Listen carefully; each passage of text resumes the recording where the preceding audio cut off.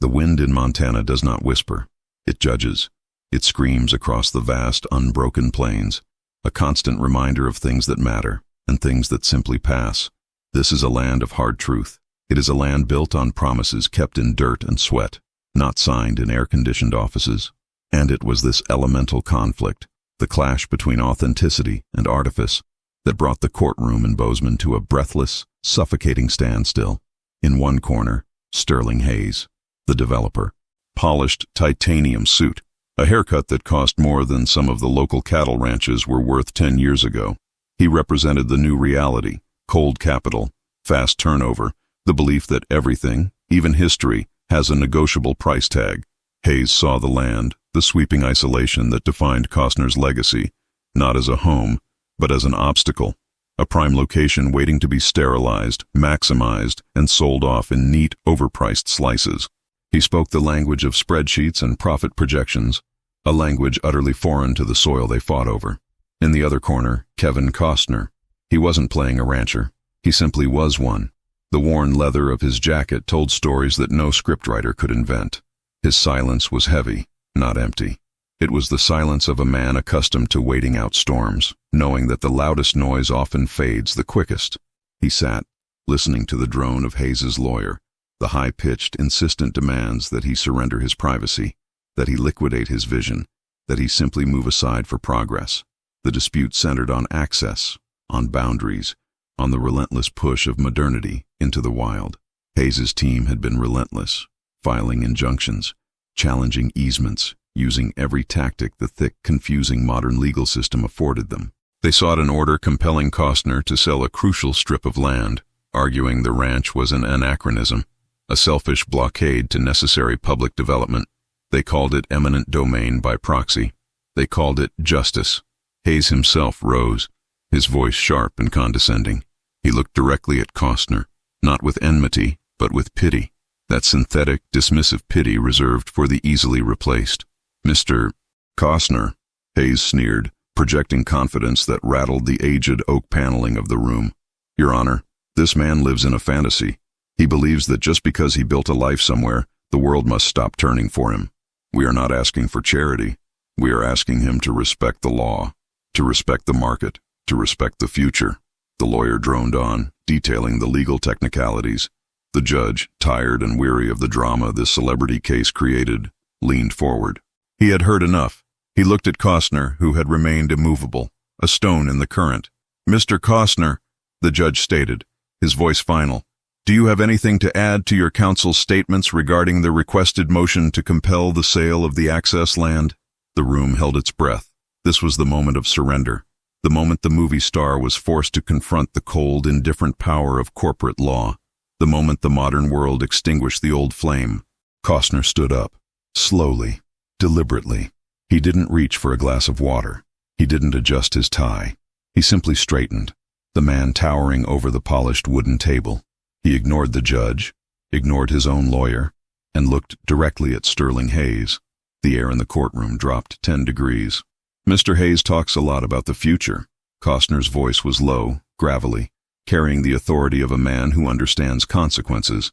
"He talks a lot about respect. He talks about land value and market needs." He paused.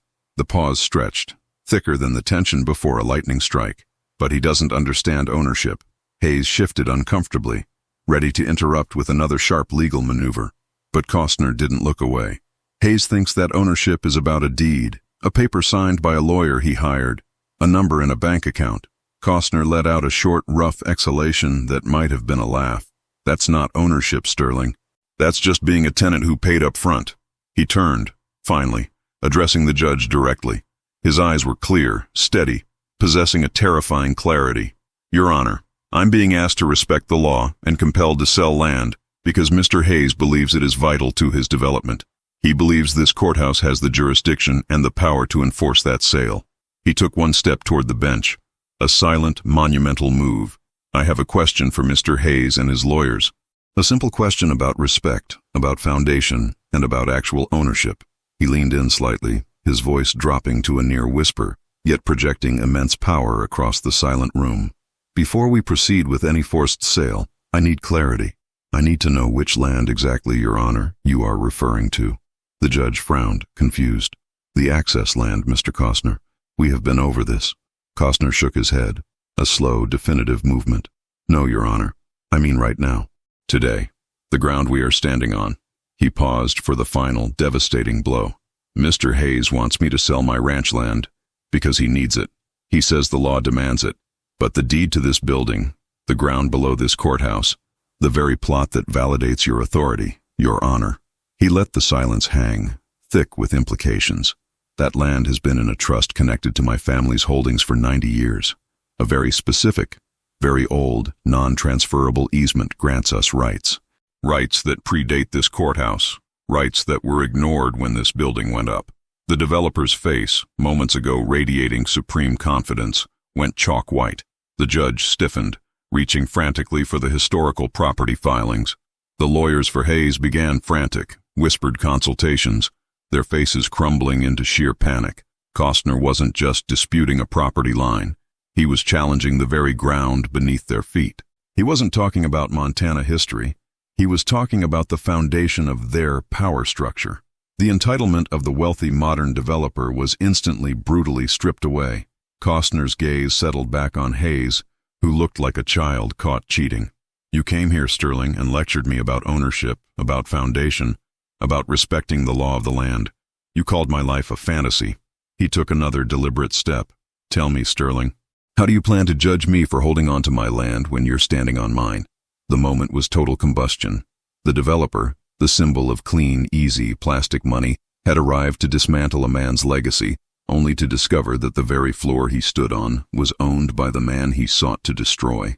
The modern world, seeking to erase the past, was reminded that the past often holds the title deed. The hearing dissolved into chaos.